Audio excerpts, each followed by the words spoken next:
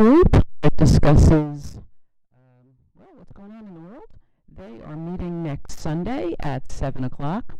And there are many more details in your bulletin or online. I'll just highlight and condense some of them. The crafts group, which I actually sat in on for the first time this week, and it's a great group.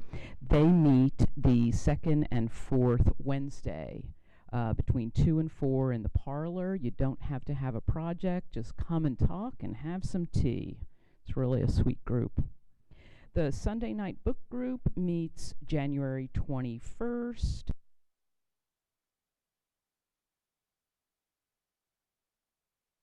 I think my mic, there. Okay. The Tuesday morning group meets the first and third Tuesdays of the month on Zoom at 10 a.m. The movie group meets this January, and we're kicking off our new series on friendships and friends. Link in your bulletin. The Northbrae Song Circle meets the fourth Tuesday of every month at 3:30 in the parlor. No experience necessary.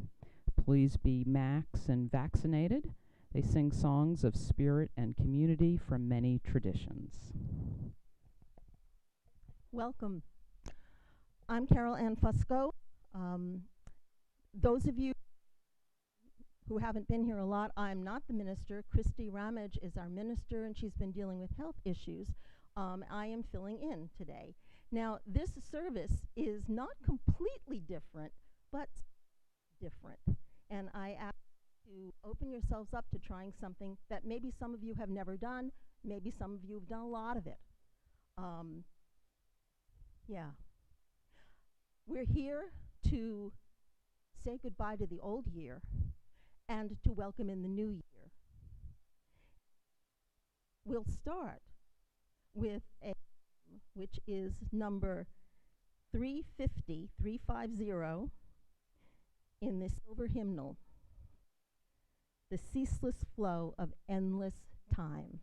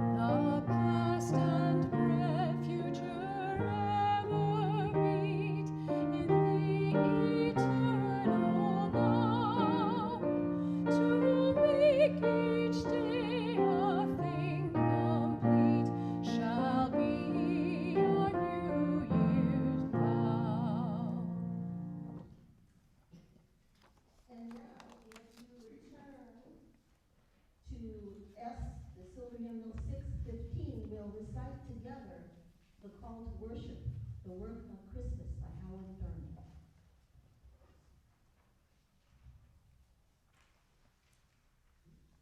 The Work of Christmas. When the song of angels is stilled, when the star in the sky is gone, when the kings and princes are home, when the shepherds are back with their flock, the work of Christmas begins.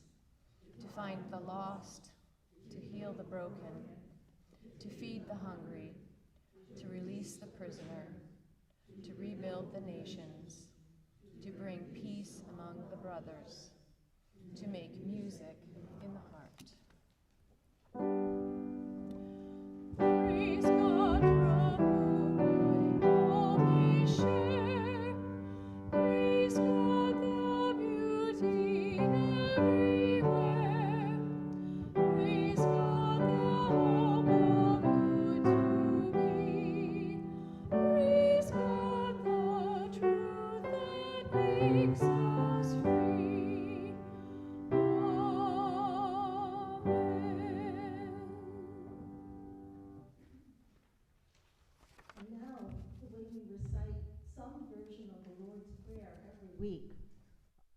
versions that people have translated, even as the traditional one is a Latin translation. Jesus spoke. But we're going to use our own Barbara Hill's version today. I ask you to recite this with me. It's in your bulletin. O Creator of all matter, whose sacred name is unknowable, may we build a community on earth in accordance with your intentions for the universe. Grant us the ability to feed ourselves sustainably and overlook our faults, as we must learn to overlook the faults of others. Lead us away from all that is unwholesome and divert us from all that is destructive. For all creation, its power and its beauty are yours from infinity to infinity. Amen.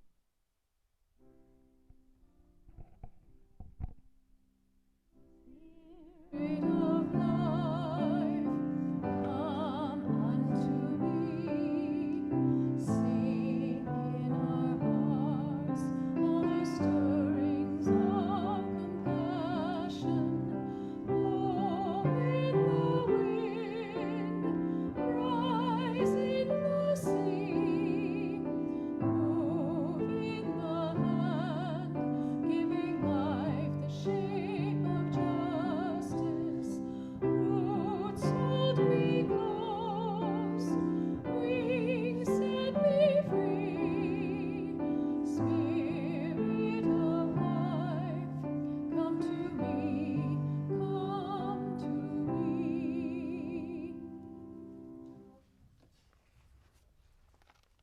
So this bulletin that you hold in your hand, can you guys move just a little so I don't have to, so I can actually see you? This bulletin was, the information for it had to be in like a couple of weeks ago, so it could get printed up before everyone went on vacation. And I didn't have a sacred story.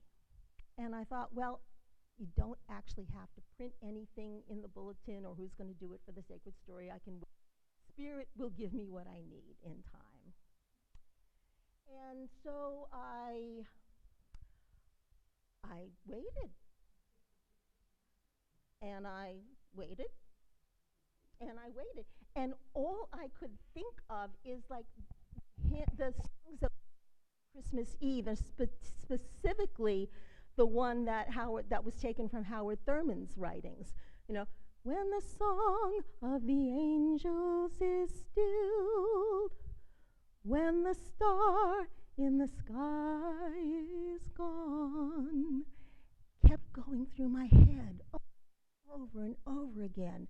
And I couldn't think of anything. Nothing else was coming to me. You know, I just kept waiting. And then last week showed up, and I thought, well, I have a week for the sacred story to show up, and Spirit always comes through for me. You know, I think one of the things I love about this church is that we honor the fact that people can use whatever language for the divine really works for them. For me, it's so the feminine aspect of the divine is what speaks to my heart most. Sophia always comes through for me. I know that Sophia will give me what I need. You know, and all I can think of is when the stars and da da da da, over and over. The song just kept going through my head. And it was getting like yesterday was approaching, and I still didn't have a sacred story. Know that wonderful teaching story about a man who is in his house and it's starting to rain and are supposed to be happening, and a guy comes by with a truck and says, you know, get in, I'll take you to higher ground. And the guy said, no, God will save me, God will protect me. And then the waters come and they rise, and the guy's on the second floor of his house. Water is now. And a guy in a rope comes by and says, get in, I'll take you to safety. And he says, no, God will protect me. The guy's on his roof next, because the water is, and he's on the apex of the roof and hanging on. And a helicopter comes by and lowers a little sling, and the guy says, get in, I'll help. No, God will protect me. Well, the next thing you know, the man is standing in front of God. God is a woman in this manifestation. The guy's really surprised. He says, you were supposed to help me. You were supposed to protect me. And God looks at him and says, I sent a truck and a robot and a helicopter. Huh? And so it's Saturday, and all I can think of is, when the song of the angels is still. And it's like, oh, I've been for 2 weeks, I've been getting, I didn't recognize it. And I started to think about the call to worship, about Howard Thurman's words, and about how what it's really said. And it's like, you know, we love the Christmas trees and the lights, the angel song, the star, the three magi coming. We love all of that. And we love what for. And then some people say, well, it's Christmas Day, okay, the next day you throw the tree out. But the things that we love about Christmas, the things that move people's hearts, those embody and forward into the new year. The faithfulness, the guidance of the star, the beauty of the angels guiding, the angels leading a guide and protecting, will come and give away from their riches to one who doesn't have. Years ago, I'm 71. 2 years before I turned 60, kept hearing this voice in my head that said, you should start a women's singing circle. And I thought, I can't do that. Everyone I know who leads a women's singing circle is an alto. I'm a soprano. I start everything too high for everybody else. I can't do it. I'm not an alto. Everyone else I know, they play an instrument. I don't play an instrument. They read music. I don't read music. And the thought kept showing up for 2 years, and I kept saying, nope, nope, nope, no, I can't do that because. And then when I turned 60, for a present, I asked my husband to take me to this workshop, this 8-day shamanic retreat called the Heart of a Shaman. And one of the messages they kept saying to us was, you will not always be here. You will not always be here. And I got it. I will not always be here. So I better do the thing that Spirit is telling me I'm supposed to do. So I said yes. And you know, there's a wonderful German proverb that goes, begin to weave, and God will give the thread. So I find myself at a Christmas concert sitting next to my friend Stephanie, who is an alto, who reads music. She plays the piano, she teaches music. And I turn to her and I say, Stephanie, I want to start a women's singing circle. You want to do it with me? And she says, yes. And we did it for 2.5 years before the energy shifted and we needed to move to something else. I'm getting better at picking up my cues faster. But it feels to me like the universe is constantly giving us a message of what to do. Go down that street. No, buy that. No, don't buy that. No, talk to this person. Don't talk to that person. And sometimes we don't hear. But the messages are always happening. When the song of the angels is still. That's my story anyway, and I'm sticking to it. So that's my sacred story.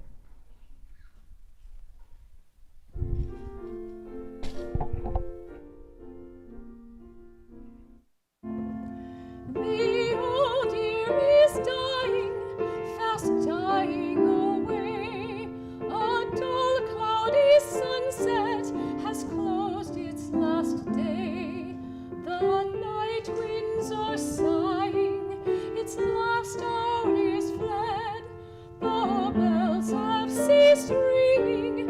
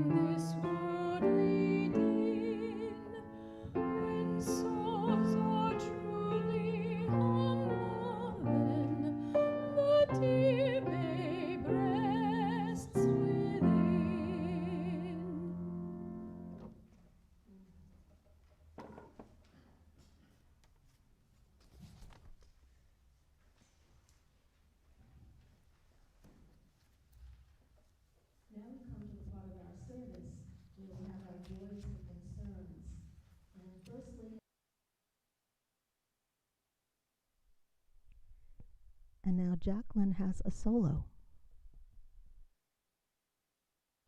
Listening to my intuition this week, although I had chosen Sing Out Wild Bells, I just didn't feel inspired to do it. So I went on a hunt to find something else. And so I've chosen a new song. It's new to me as well. It's called Promise. And as it turns out, it fits perfectly with Carol Ann's theme.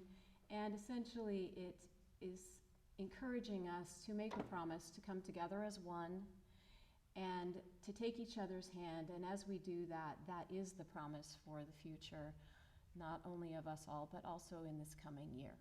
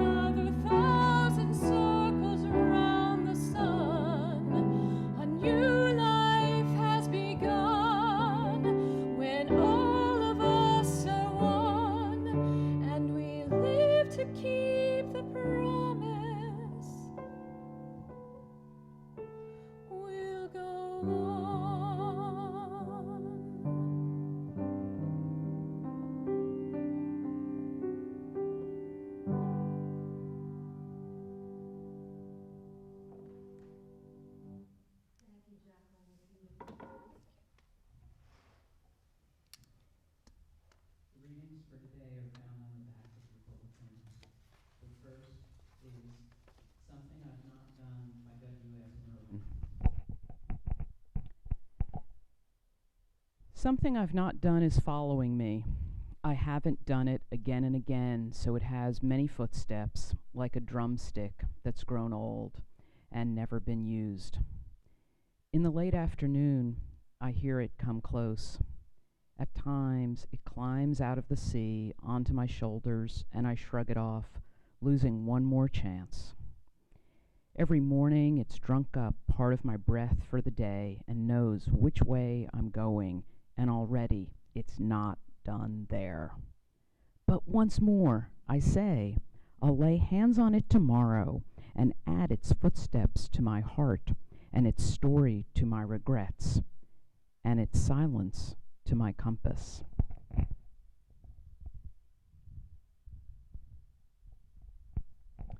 Yes, by William Stafford. It could happen anytime. Tornado, earthquake, Armageddon. It could happen. Or sunshine, love, salvation.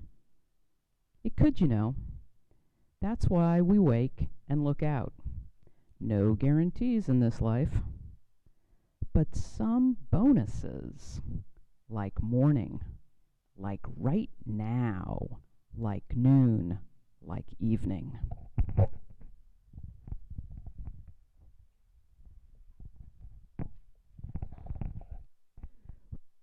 Hands, Middlebury. We clasp the hands of those who go before us and the hands of those who come after us. We enter the little circle of each other's arms and the larger circle of lovers whose hands are joined in a dance, and the even larger circle of all creatures passing in and out of life who also move in a dance, to a music so subtle and vast that no ear hears it except in fragments. Would you mind reading?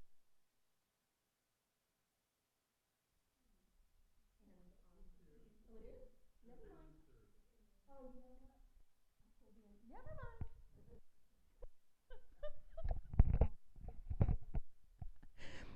mind. You know, I pull every morning. I have on my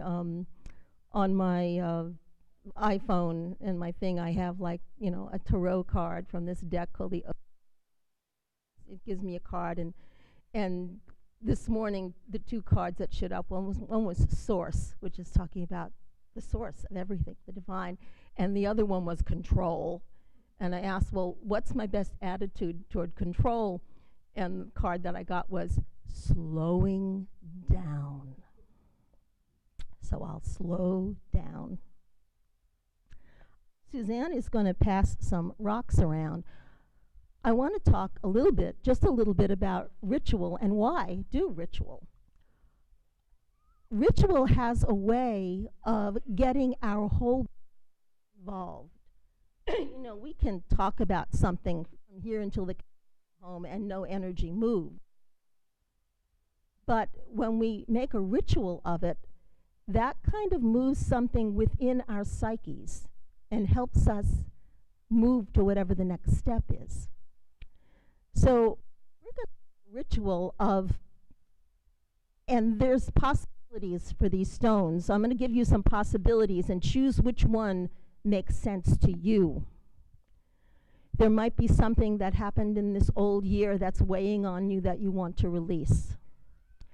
There may be something wonderful that's happened to you in this old year that you want to.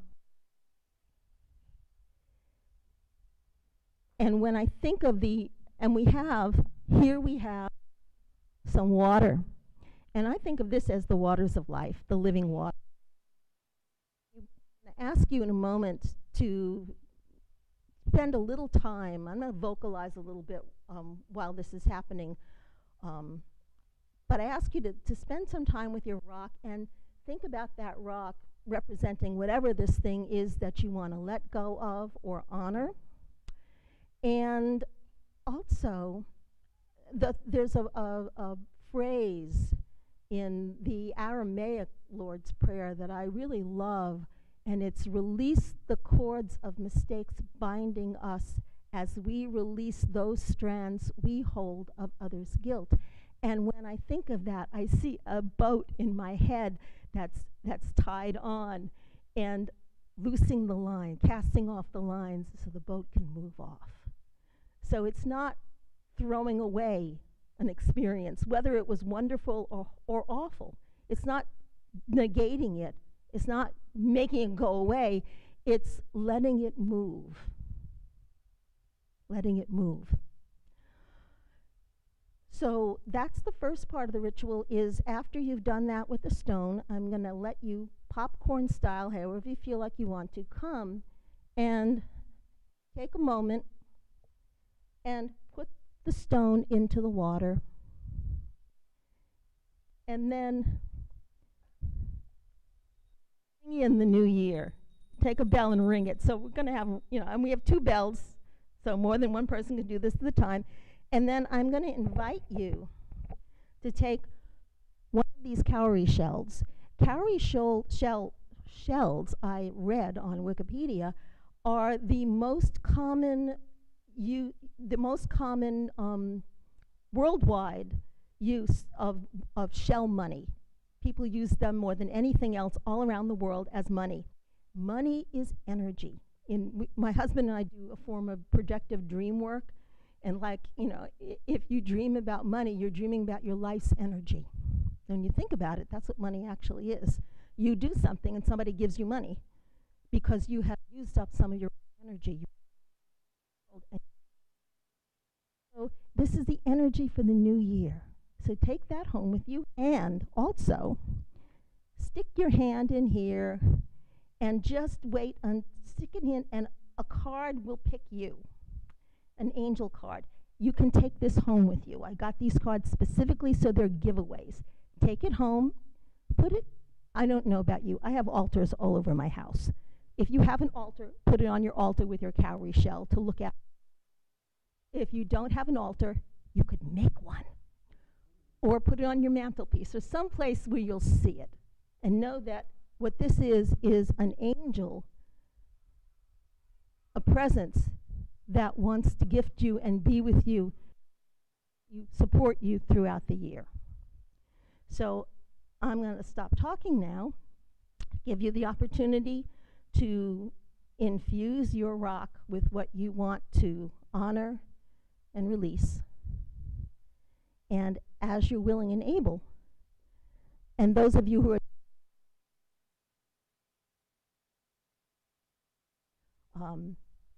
as you're willing and able, remember, rock in the water, ring in cowrie shell, and angel card to take home. Ooh.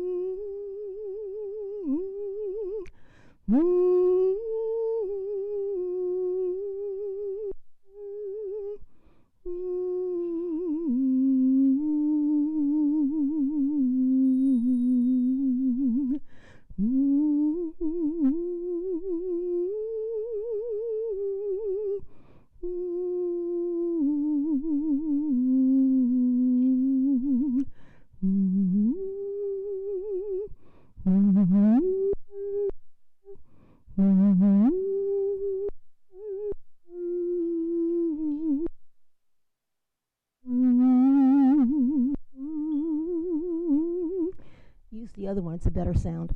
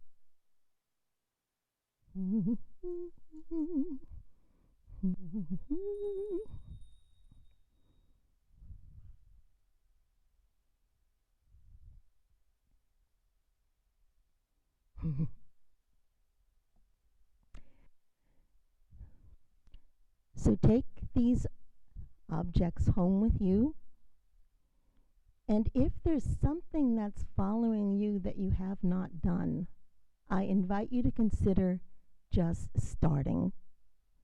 Begin to weave, and God will give the thread. And we honor the fact that we are together today to say goodbye to the old year and welcome in the new.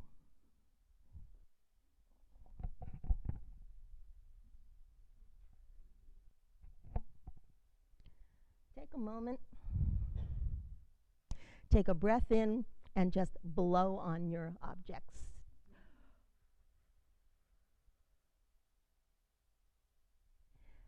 Getting the physical body involved really moves things, because the subconscious does not know the difference between actually running the 5-minute mile or doing it with little toots around a drawn course, which Robert Johnson, the great sage and psychologist and wise man, did, because he was crippled when he was a child, but he always had wanted to run the 2-minute mile, the 4-minute mile.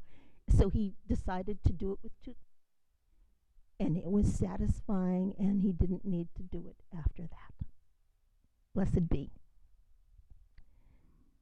And now we will sing our closing hymn, which is one of my all-time favorites, Deck the Hall, which is number 235 in the Silver Hymnal.